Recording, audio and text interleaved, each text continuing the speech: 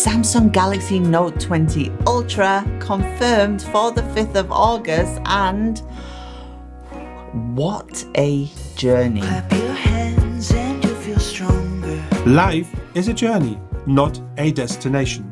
And that is true sometimes for tech releases also, because we're really looking forward to what is coming. We're looking at all the rumors and leaks that are coming our way. It really gets us excited, and we get the device in our hands then, and it seems like we've seen it all, from a foldable version of the Note 20 through to images leaked by Samsung themselves, and who can forget the beautiful, stunning, hands-on video of the Samsung Galaxy Note 20 Ultra. So look, we even have FCC certification for this device, which simply means we know all the specs, right? What you see is what you get, right? Well, not so fast. I'm gonna throw some German lesson in here for free, of course, and we call it Jein. It's a combination of yes and no. Jein. Yes and no. Every journey hits roadblocks, and it seems like we have hit a mountain of one that even the shareholders at Samsung don't agree with.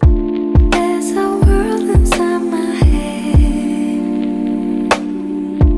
I can't Samsung's recent annual shareholder event generated a lot of feed towards the Samsung executives, and shareholders really saying that the differentiation between the built-in chipsets of their devices by regions, and we're talking about, of course, here the Exynos versus the Snapdragon, really is not something they want to see. And shareholders going on further, right? They're saying the 990, Exynos 990 is simply a non-competitive chipset versus the Snapdragon 865. However, one major shareholder, really topped it all. He said, my son wants an iPhone, but I'm denying it because I'm a major shareholder of Samsung, and he's going to get a Galaxy phone. But the only reason he did get one is because he is a shareholder, not because performance-wise, he would have bought him the iPhone. And that has got to sting. But what's all the fuss about? Let's break it down. Let's start with some good news. If you are in China, the US or South Korea, you will be getting all you ever wanted. As per FCC certification, you guys will have the Snapdragon 865 Plus. Importance here is on Plus, and we've done a separate video for the Tab 7 because that includes the chipset also. You will have Qualcomm's top of the range 5G modem, which supports Verizon's leading edge 5G networks. And yes, of course, that is for the US only, but also other 5G networks it will support. And in addition to this, FCC certification confirms the Galaxy Note 20 Ultra will support Wi-Fi 6, wireless charging, reverse wireless charging, 45-watt fast charging. The list simply goes on. There is one real standout feature I want to really list for the Note 20 Ultra, and that is the first smartphone to ship with an LPTO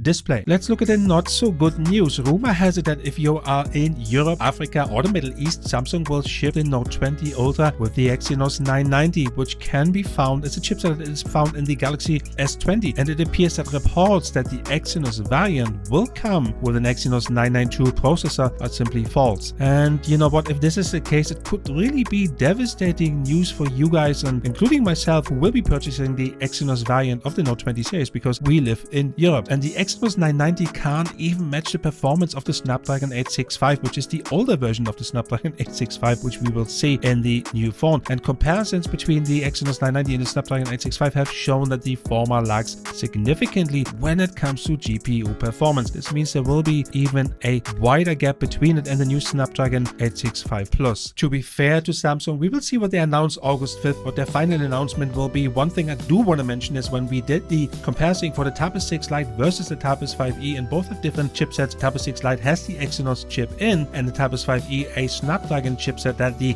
Tab 6 Lite scored higher in some areas, and I'm going to link the video below for you guys to see. There is a difference, and hopefully Samsung will tweak some software or make some adjustment in the software that we can expect a higher performance than it is currently with the Exynos 990. Best case scenario, of course, is that we have the Snapdragon 865 Plus for all versions. If you are seeing this, you are one heck of an All-Star Space video watcher. Thank you so much. Here for you is the latest leaked footage of the Tab S7. You deserve it. Peace out.